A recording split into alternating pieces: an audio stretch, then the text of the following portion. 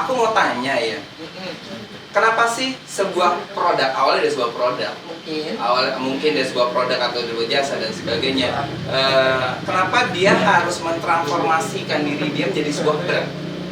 Wow, itu sebenarnya sangat holistik ya kalau kita bikin simpel aja boleh. Kalau aku bikin simpel tuh gini. Kalau kita bikin produk atau jasa atau apa, tujuan kita untuk jualan kan? Pasti. Nah, kalau dijual itu berarti harus punya pembeli dong. Yes. Nah, membangun brand itu adalah untuk mengumpulkan pembeli-pembeli potensial. Mungkin dia belum beli. Oke. Nah, jadi kita kumpulin dulu pembeli-pembelinya, gitu. Kita coba promosiin dulu produk kita, siapa yang suka, siapa yang mau, gitu ya. Secara tradisional tuh, kalau kita ke pasar tradisional, itu kan ada ibu-ibu misalnya jualan buah gitu. Dia teriak-teriak, dia nyanyi-nyanyi misalnya kan. Itu kan untuk menarik atensinya orang, ini ibunya ngapain sih, jualan apa sih gitu. Nah, bangun brand itu sebenarnya sama prinsipnya seperti itu. Jadi kita ngumpulin dulu orang yang tertarik untuk beli kita. Lalu kemudian nanti kita tawarin produk kita, lalu mereka beli gitu. Kan tujuan kita gitu. Nah, untuk narik minat pembeli itu berarti kan kita harus atraktif, kita harus tampil yang lebih bagus, kita harus menjelaskan produk kita atau bisnisnya kita itu lebih jelas, jadi orang bisa mengerti untuk beli apa. Jadi prinsip pembangunan brand itu harus nggak semua bisnis itu punya brand?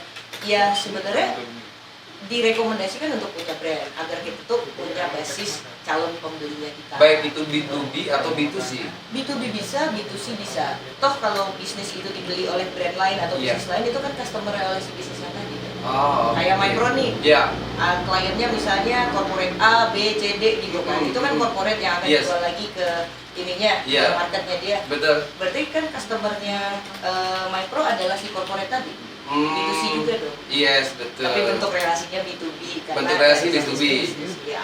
Oke. Jadi brand simpelnya gitu. Simpelnya seperti itu. Fundamental sekali. Fundamental sekali. Kalau ribetnya? Kita lagi mau naikin valuasi dari bisnis kita dengan adanya brand ini. Misalnya kayak kalau kita tahu kopi yang warna hijau, ngejual espresso. Sekarang dia baru jualan jamu loh. Nah makanya jualan espresso bisa harganya lebih tinggi daripada kedai kopi biasa.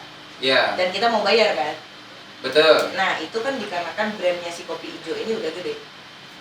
Nah itu ribetnya. Jadi reason to buy-nya nggak sekedar as a product. Dan willingness to pay-nya, purchasing power-nya juga lebih tinggi. Itu ribetnya penjelasannya. Nantilah ya. Oke. Tapi kita nggak lihat ribet ya sebenarnya. Jadi kalau teman plus yang ada di rumah yang sedang ini jam 1 siang ya, yang sedang work from home, jam ini jam kentang, lagi puasa kentang saat-saatnya ngantuk. Tapi mudah-mudahan kalau mau nanya aja ke kita, ada di kolom komentar. Oke, berikutnya nih, ini yang ngebuat aku tertarik sebenarnya bagaimana sebuah event organizer itu nggak jalan sendirian, bahwa apa yang dilakukan, event yang dilakukan adalah proses dari brand strategik yang sudah ditentukan. Brand strategik yang ditentukan. Apa sih yang harus dilakukan oleh EO, event organizer atau event agency atau apapun juga gitu ya, ketika melakukan sebuah aktivasi yang ujungnya adalah mencoba untuk mendelivery dari brand strategik yang dilakukan oleh sebuah brand, ditetapkan oleh sebuah brand. Itu gimana kali? Jadi kalau prinsip dasarnya kan kenapa ada IO ketika ada brand untuk diaktifasi gitu ya. Sebenarnya peran IO di sini kan adalah penjembatan ya. Penjembatan bagi apa pesan dari si brand kepada si audiensnya. Nah intinya dari pekerjaan IO menurutku adalah menghadirkan experience ya. Experience yang jalannya itu sama dengan key message dari si brandnya. Misalnya nih, si brandnya ini mau menarget masyarakat milenial misalnya, anak usia muda gitu. Usia muda itu lagi suka apa? kreatifnya kayak gimana, experience yang dihadirkan kayak gimana, narasumber yang dihadirkan siapa di dalam event itu gitu ya, atau yang hiburan-hiburan musiknya nanti siapa yang melekat banget sama anak muda gitu. Sehingga IO ini kan berperan untuk menjembatani antara si brand dengan si audiensnya. Nah, peran IO besar sekali di situ gitu. Karena event, mungkin kalau sebelum pandemi kita ngomong, event ini kan dikategorikan di dalam brand itu sebagai kanal offline ya. Artinya dia offline, human to human relation, langsung berinteraksi di sana, direct gitu kan. Nah, itulah peran besar IO di situ. Karena kalau kita cuma ngiklan di TVC misalnya, kita cuma dapat mungkin satu produk yang tampil secara visual gitu ya. Kalau di billboard juga gitu. Tetapi kalau lewat event, kita bisa mendapatkan si audiens kita atau target pasarnya kita itu untuk si brand bisa dapat holistik kan, secara menyeluruh kan itu ya. Bisa lihat produknya, bisa lihat orang-orang yang di belakang brand itu, bisa dilihat bagaimana culture si brand itu.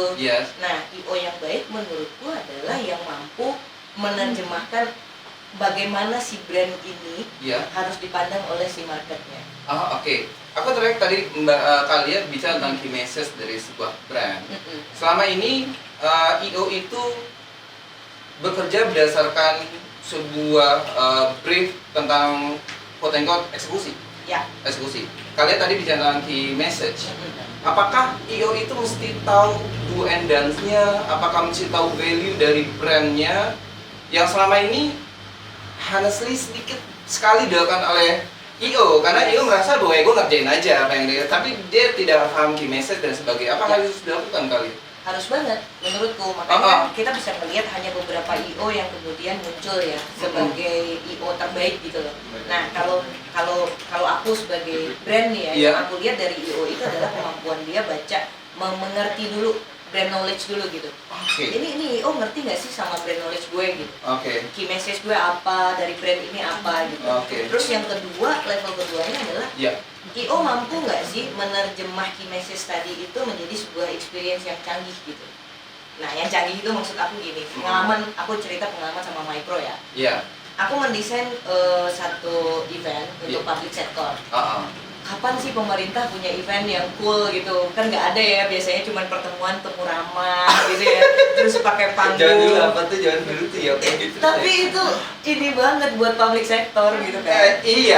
Terus untuk mereka gitu ya. Terus ada taman-taman kecil di depan, terus nanti ada podium ngobrol gitu. Itu kan boring banget kan. Maka kami sebagai brand konsultan untuk si public sector ini meng-create sebuah event yang anak muda banget. Modelnya itu talk show misalnya, mendatangkan narasumber yang asik gitu kan. Terus acaranya dibikin santai di kafe dan segala macam.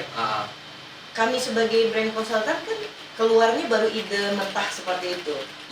Nah, once kita bertemu dengan Micro, yang kita suka banget itu kan Micro kemudian menerjemah, berarti nanti gate-nya akan dibikin seperti ini, backdrop-nya nanti akan pakai LED, misalnya nanti bumper videonya akan seperti ini, musiknya seperti ini, rundown-nya kita bikin rapi seperti ini. Nah, kualitas sebuah IO aku pikir adalah satu, mengerti betul value atau message dari si brand. Lalu kedua, mengerti betul cara dia menyampaikan ke audiens, sehingga event itu tidak hanya berkesan pada saat event, tetapi untuk si audiens atau si attendee event itu juga memberikan kesan ke dia sama si brandnya gitu loh. Jadi ada post effect-nya. Jadi ada amplifying effect-nya itu panjang untuk si audiens gitu. Nah, ini menurut aku sebuah event organizer yang layak kita pertimbangkan gitu loh bagi si brand. Nah, kadang-kadang kita cuma mikir ya, IO itu apa sih? Tukang produksi, tukang setting panggung, tukang loading, tukang unloading gitu. Tukang check sound gitu. Tapi kan layer IO juga ada banyak kan. Jadi aku kompal ya. Jadi selain dia punya kemampuan teknikal yang mengimplementasi apa yang menjadi konsep besar, dia IO itu mesti paham key message. Nggak cuma key message dari brandnya, tapi key message dari campaign-nya. Betul. Jadi key message dari itu. Jadi teman plus ada di rumah yang sedang work from home. Jadi ketika IO itu mesti paham key message dari brand, kemudian key message dari campaign-nya, agar kemudian tidak dikonotasikan sebagai tukang itu sendiri. Iya. Oke. Jadi menurut aku kerja di IO itu aku amazed ya, dari kecil itu aku amazed banget sama orang IO gitu. Iya. Kok cerdas banget ya, misalnya cuman nyeritain es krim gitu ya, tapi dibikin eventnya itu bener-bener kita kayak apa ya, es krim itu sesuatu yang spektakuler buat kita gitu loh. Nah itu kan kerja-kerja kreatif dari anak IO itu wow, super cool. Oke. Nah, kemudian kalian, oke. Tapi kita bahas tentang bagaimana kemudian IO bisa memahami brand strategic, key message dan sebagainya. Ketika melihat hari ini nih, semua sedang semua sedang mempersiapkan untuk era yang baru ke depan, nanti kita akan bahas itu. Tapi ketika dalam perjalanan menuju era yang baru itu, relasi antara activation dan kemudian brand itu seperti apa sih? Apakah saat-saat seperti brand pasti melakukan event, quote-unquote event? Apakah seperti apa kalian? Apakah bahasanya, apakah mereka masih membutuhkan event di masa-masa seperti ini? Banget.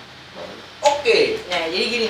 Jadi sebelum dijawab, jadi nggak ada alasan tuh anak IO bilang, kita drop aja dulu, nanti kemudian habis itu baru kemudian kita mikir lagi.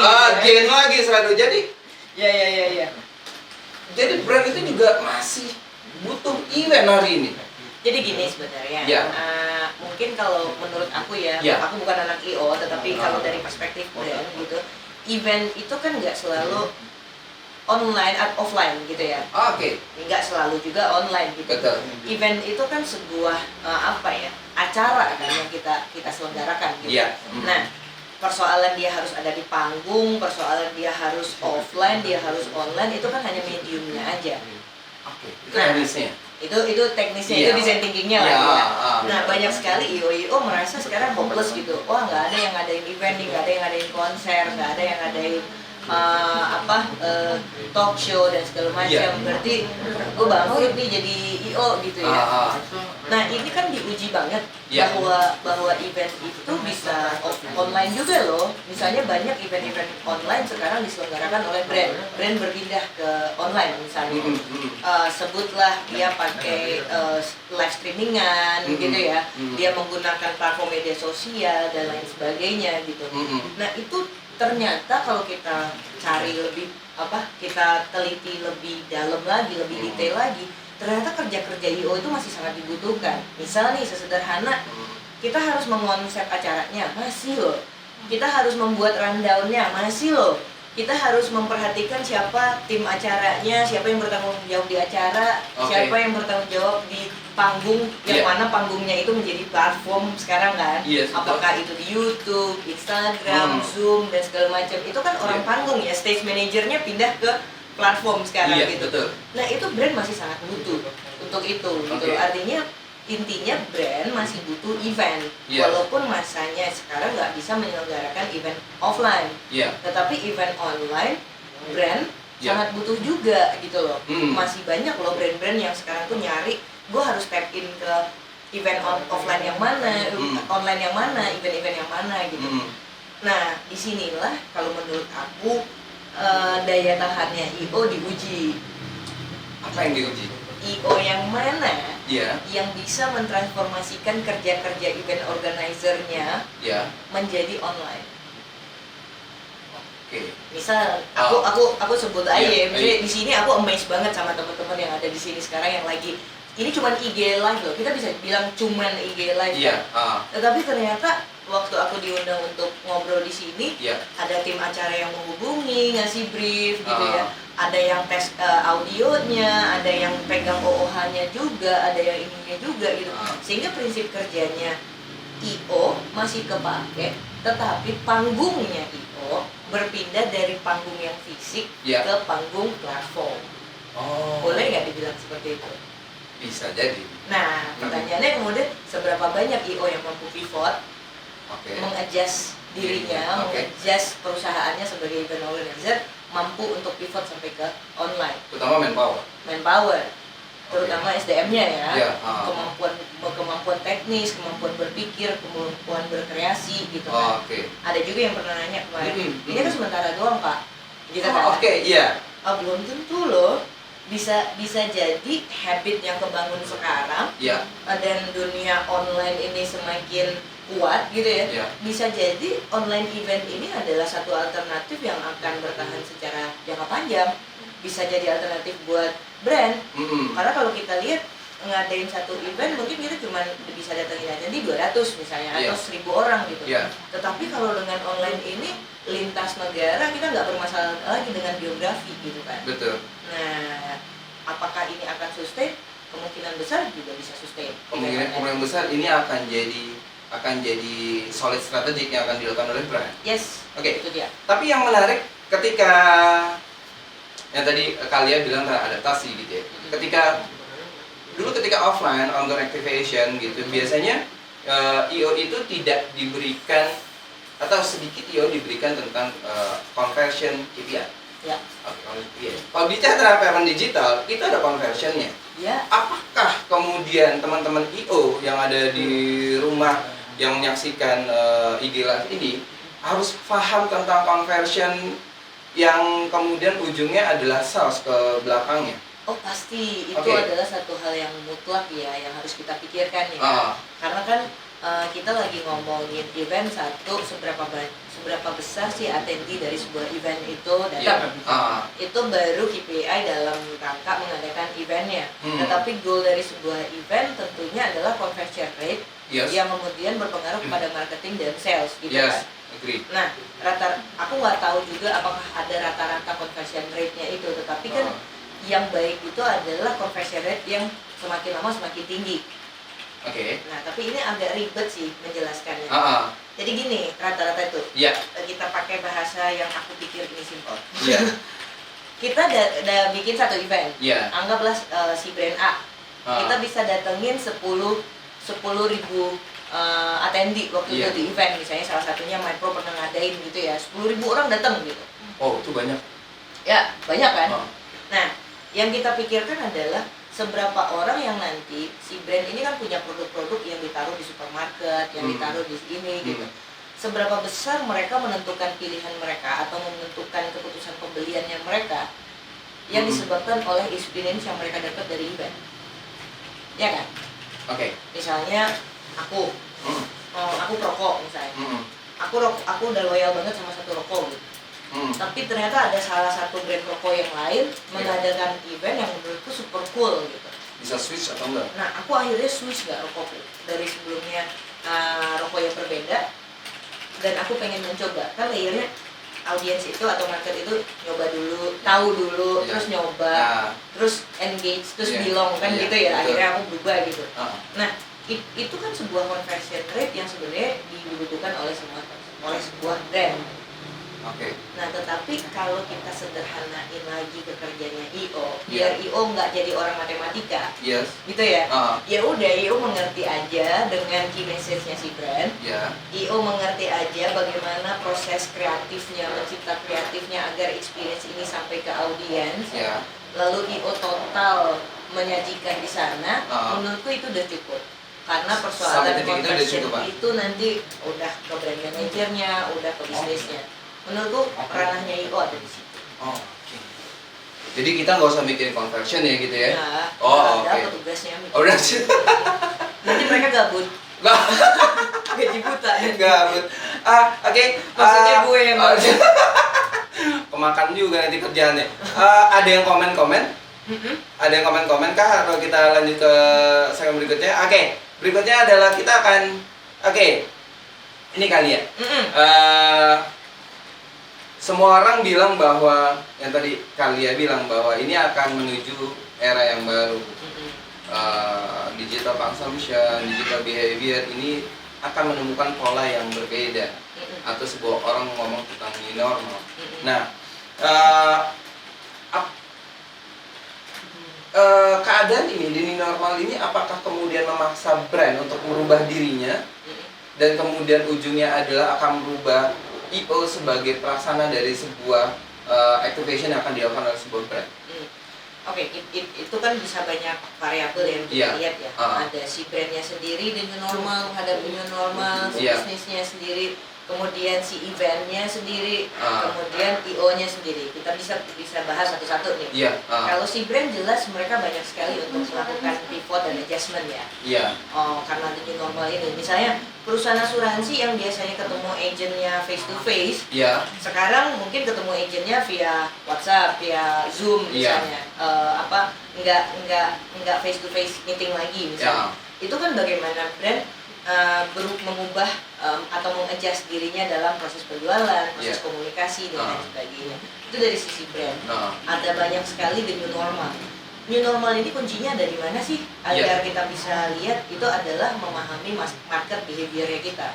Kalau behavior market biasanya datang ke coffee shop, sekarang marketnya ada di rumah, berarti kan coffee shopnya mengubah dirinya pivot dengan menjual delivery misalnya, atau kopi literan misalnya, atau ketika ada toko online misalnya dia bikin brand, biasanya orang santai-santai aja di packaging kayak gimana, sekarang orang resisten sama packaging yang biasa gitu ya. Akhirnya dia harus safety banget packagingnya, yang packaging anti corona lah misalnya, ya kan, banyak sekali Ada stiker-stikernya gitu ya. Dari sisi brand juga biasanya dia cuma bikin produknya yang berbeda, misalnya hijab gitu. Ternyata permintaan pasar sekarang lebih banyak ke masker, akhirnya dia pivot untuk memproduksi masker. Kan ada banyak sekali adjustment di sana. Terus yang kolor itu ada tuh. Ya, kolor dijadiin masker gitu ya. Materialnya loh ya, bukan kolornya loh ya. Iya, material. Nah, terus kalau dari segi event misalnya, tadi kita udah tahu kalau brand masih punya event. Masih butuh event gitu kan. Nah, akhirnya event-event yang biasanya diadain di offline, di cafe atau di ruang pertemuan, akhirnya menjadi event online sekarang. Iya. Nah, IO sendiri gimana gitu kan? Nah, IO sendiri satu, adjustment IO sebagai bisnis, kan setiap bisnis itu akan survive adalah ketika bisnis punya inovasi. Yes, Ya. agree. Kenapa BlackBerry akhirnya nggak ada yang pakai? Karena BlackBerry nggak punya inovasi gitu kan. Nah, kalau kita ngomongin the new normalnya IO nanti, IO yang sekarang yang nggak lagi rasanya nggak akan kepake adalah IO yang nggak mampu berinovasi.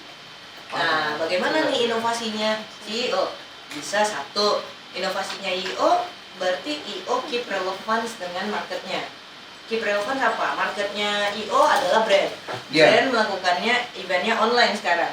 Maka salah satu inovasinya adalah bagaimana IO bisa mengadakan event online. Tuh. Terus yang kedua, bagaimana adjusting di infrastruktur. Pastinya pivoting dari event offline ke event online kan akan berbeda. Banyak hal yang harus kita pikirkan ya. Infrastruktur, sinyal internet dan segala macam gitu. Nah, IO mampu nggak mereinvestasi biayanya atau cost-nya untuk mengadakan infrastruktur ini? Yes, betul. Terus yang ketiga, karena ini baru, fenomena baru, mampu nggak IO meliterasi market? Sebenarnya kerja-kerja event organizer ketika dia dipindah online itu seperti apa sih gitu? Nah, kalau mau survive si IO untuk the new normal, menurut gua ada 3 poin ini yang harus kita ini. Satu, inovasinya. Dua, relevansinya. Lalu yang ketiga, mampu nggak pivot dengan mereinvestasikan gitu loh. Investasinya nggak cuma duit kan? Investasi misalnya SDM-nya mau belajar nggak? Alat-alatnya bisa lebih disimpelkan nggak? Ruangnya misalnya Mindpro sebelum ini nggak ada studio, akhirnya punya studio gitu. Itu kan dalam bentuk investasi. Oke, gini kan. Ada pertanyaan yang menarik sebenarnya. Bicara tentang event online, kita bicara tentang new normal ya. Bicara tentang event online. Apa yang kemudian akan membedakan antar event organizer yang mentransformasi dirinya menjadi melakukan event online dengan digital agency? Kalau digital agency kan itu bukan event online ya. Digital agency rata-rata kan membantu brand untuk mengaktifasi komunikasi dan marketing atau promosinya lewat ranah digital. Ya kan? Artinya kalau bikin promosi nanti ada digital agency yang akan pasangin di sosial media ads misalnya, atau di YouTube atau di mana-mana gitu. Nah, kalau event ini kan something happening right on time. yang akan diadain. Ya nggak sih? Itu berbeda dong dengan digital agency. Oh, jadi case by case. Ya. Gue mau bikin event ini, Yang perlu kita lihat perbedaannya adalah di bisnis prosesnya. Bisnis prosesnya. Kalau bisnis prosesnya si digital agency terima brief, bikin desain misalnya kan, atau bikin konten, lalu distribute konten itu di digital. Nah, tetapi kalau event kan sama aja, online atau offline. Bikin tema acara, bikin rundown, bikin apa, setup panggung, gitu kan, setup studio dan segala macam, lalu spread dia online. Gitu. Ini yang mau aku sampaikan ke klien-klien yang sedang menyaksikan IG Live, bahwa menggunakan event online yang nanti klien-klien akan order ke Mypro tidak akan bersinggungan dengan digital agency. Tapi mungkin bisa aku ingin mengatakan hal ini. Karena ini sebenarnya bisa bekerja sama banget irisannya. Irisannya gede. Kenapa? Event kan nggak cuman di hari hanya doang kan. Nah, event itu kan butuh event marketing juga kan. Betul. Nah, event marketing itu kan kita membutuhkan jasa digital agency kan. Jadi kolaborasi ada di sana dan sebenarnya tidak ada bersinggungan gitu ya. Jadi the new normal itu semakin mengkonfirmasi bahwa hari ini tidak lagi zamannya kompetisi, tapi zamannya kolaborasi. Exactly, betul sekali. Berikutnya adalah ada pertanyaan ya. Ada pertanyaan. Ini pertanyaan pertama adalah sekarang semua orang bisa bikin event virtual. Dia modal handphone, jaringannya kuat, Hai guys, gitu. Terus kemudian dia main gitaran aja, nyanyian aja, misalnya gitu. Apakah masih cukup kompatibel kah? Bahasa gue kompatibel ya? Kompatibel kah? Masih butuh jasa IO nggak sih? Butuh jasa IO atau enggak gitu loh? Tergantung kamu mau eventnya kayak gimana. Kan kita lagi kalau kita jasa IO, kita lagi ngomongin profesional kan, profesional event kan.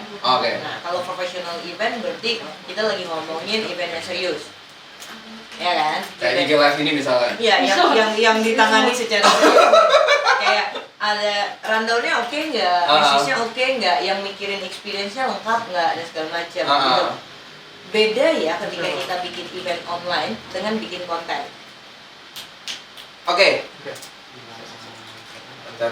Nah, kalau bikin konten kan kita bikin video terus kita publish di Instagram. Kita bikin video, kita cover lagu, kita bikin apa, kita hi guys, bikin training, terus kita tampilin di YouTube. Tapi kalau bikin event itu kita interaktif kan sifatnya. Dia live kan sifatnya, artinya ada yang sedang berlangsung, ada yang lagi nontonin, lalu terjadi interaksi kayak kita sekarang. Betul. Ini kan kita lagi nggak bikin konten.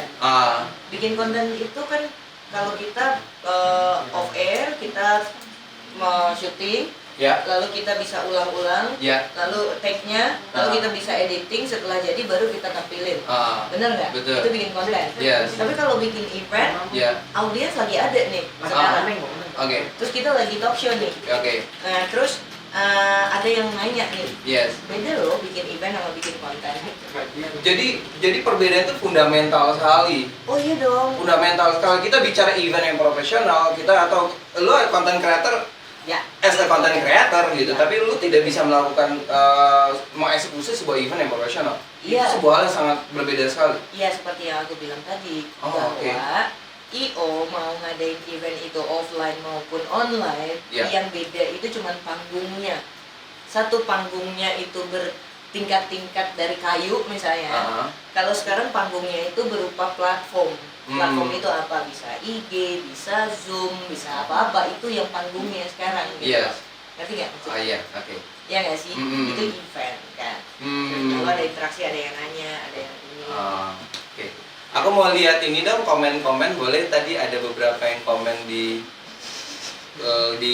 komen di IG Live. Boleh. Pertanyaan lagi, ada 2 lagi pertanyaan. Sebelum kita bacain komen, kita lihat pertanyaan berikutnya. Kalian ya, pertanyaan kedua. Nah, ini yang menarik kemudian. Tadi kalian bilang bahwa kalau event online samakah dengan fungsi broadcast di TV? Oke. Ya, aku bisa membayangkan ya. ada studio kayak sekarang di sini Iya, terus live Iya, gitu ya. betul. Iya, itu paling yang menjadi satu challenge ya.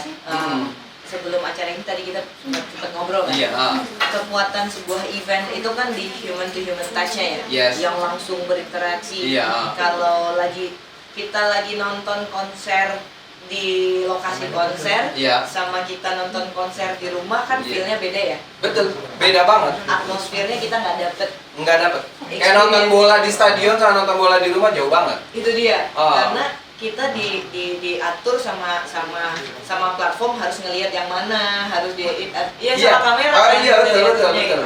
Nah, makanya experience inilah yang aku secara personal itu masih penasaran banget bagaimana sih menciptakan satu experience dari event offline sebelumnya ke event online ini, tapi rasa experience-nya masih sama gitu loh.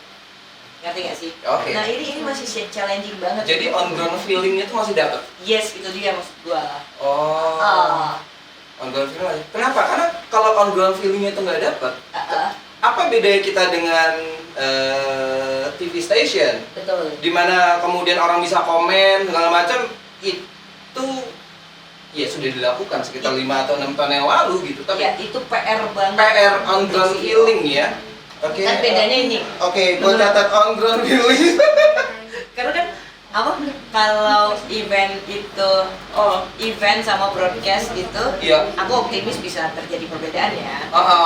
Kalau broadcast itu kan yang ngadain tuh produser nih, Iya. sama tim kreatif Iya. memang broadcaster. Yes, betul. Sementara event kan yang ngadain kan event organizer. Yes. Itu kan prinsip kerjanya ya udah beda gitu ya. Oke, iya. Nah, experience ini nih yang menjadi PR kita nanti ketika kita menghadapi the new normal gitu loh. Ketika kita menghadapi bahwa event online itu menjadi salah satu alternatif yang sustain ke depannya gitu. Oke. Itu PR-nya buat betul. dirimu. Oke.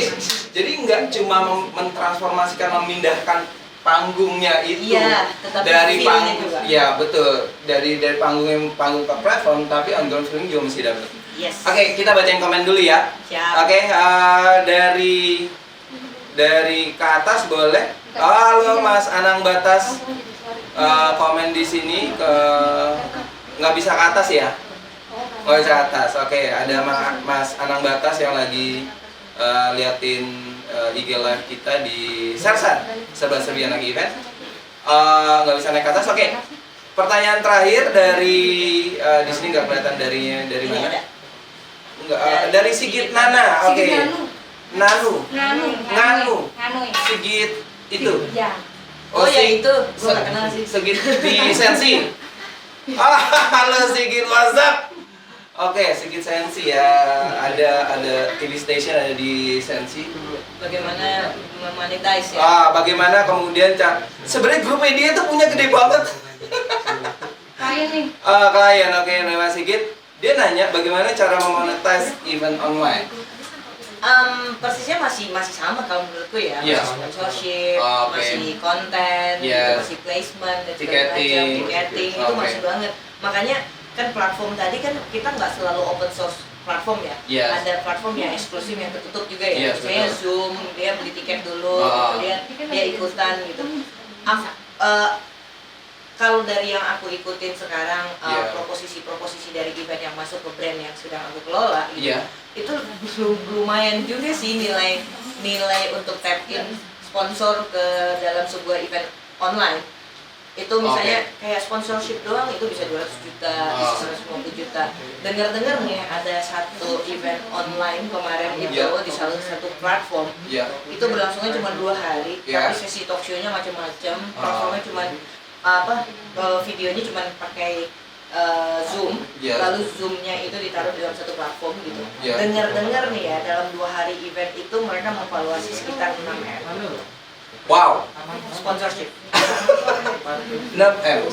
6M. Key-nya ada di mana? Key-nya nggak sekedar konten dong. Nah, jadi yang dijual lagi-lagi kan adalah attendee ya, attendee Yeah. dari event itu ya. Betul. Jadi dia meyakinkan bahwa di dalam satu talk show-nya dia itu yang nonton bisa 7.000 sampai 8.000 orang. Wow. online Oh. di weekend, dan itu nontonnya sampai 8.000 orang, 7.000 orang gitu kan. Iya, Nah kalau ada sponsor di situ berarti ada exposure dong untuk si brand. Betul. Nah dari situ aja totalnya mereka itu udah sekitar 6M aku dengar, tapi aku nggak tahu validnya berapa ya. Wow. Gosip-gosipnya segitu.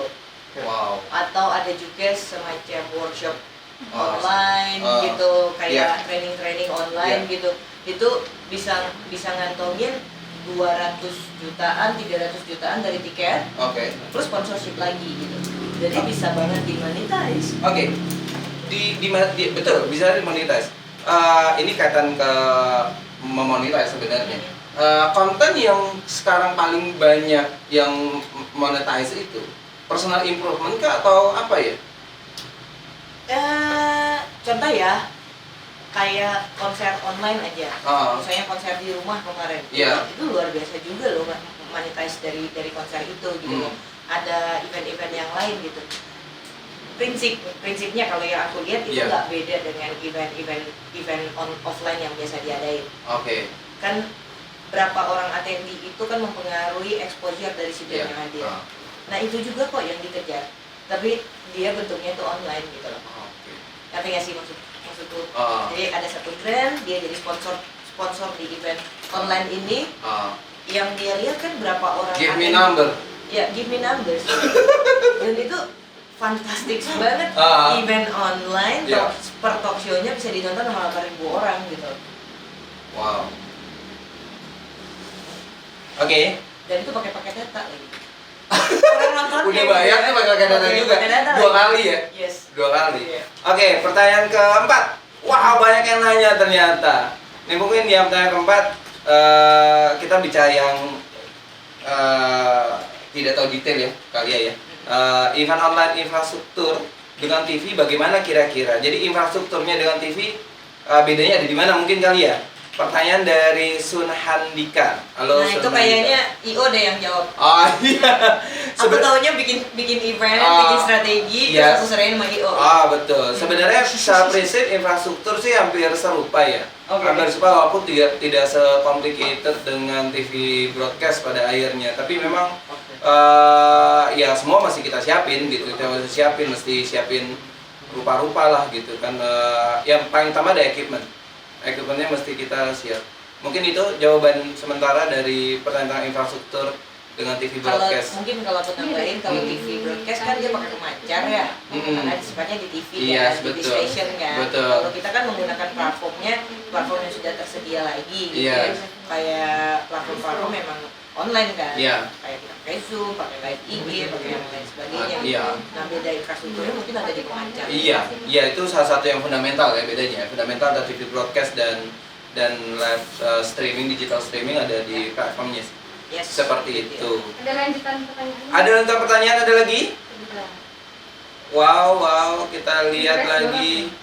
Jadi MyPro balik aku nanya nih. Jadi MyPro udah siap dengan pivoting ke online event? Apa ini salah satu trialnya? Yang kemarin di episode berikutnya sebelumnya Kak Cima jelasin tentang apa yang dilakukan oleh MyPro sebenarnya tentang itu akan mati gitu ya. Yang enggak ya pasti ada dua hal sih. Improvement dari internal, kemudian improvement terkait kita berpikir tentang pivot strategik ya.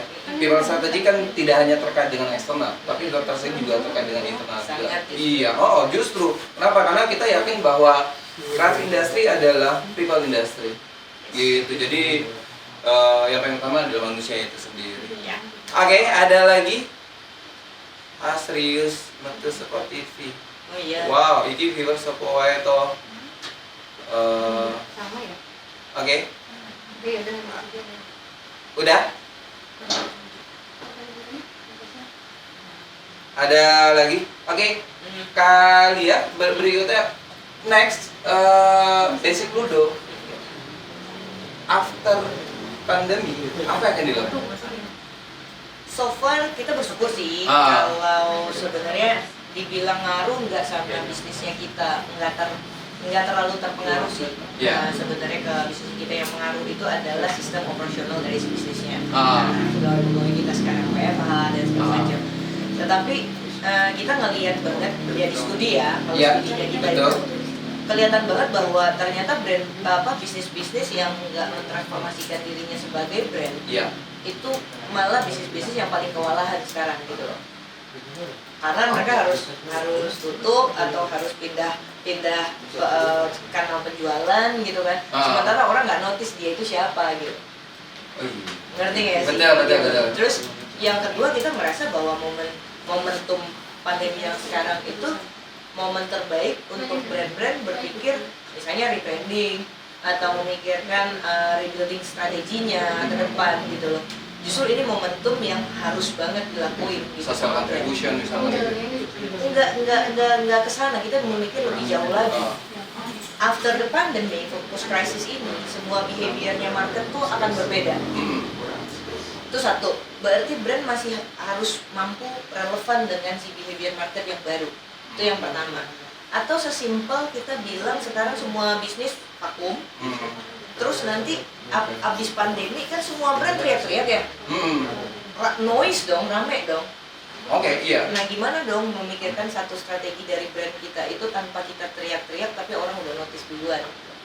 Orang-orang udah bilang duluan lagi sama kita, orang udah balik lagi gitu. Nah inilah yang harus dilakukan oleh bisnis-bisnis sekarang ini waktu yang paling tepat untuk mereka memikirkan brand strateginya mereka lagi gitu. Oke, itu yang sedang dipikirin sama basic. Iya, Oh, oke. itu dia. Setelah kepikiran kasih tahu kita.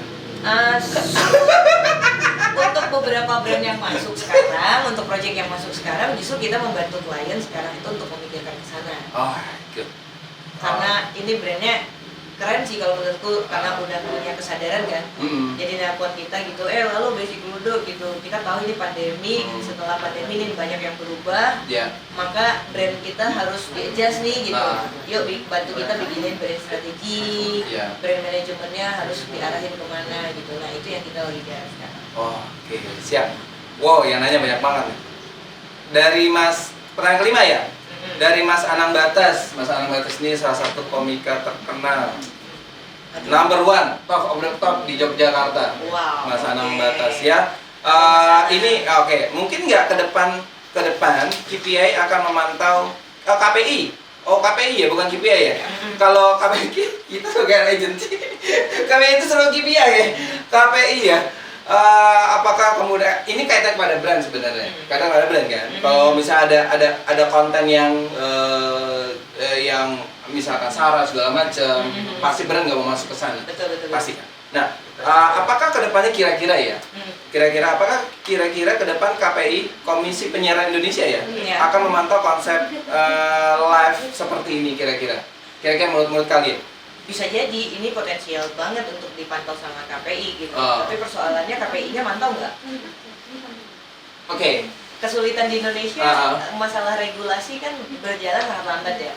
Pasti teknologi selalu di depan regulasi. Ya, itu yang pertama. Apa ya?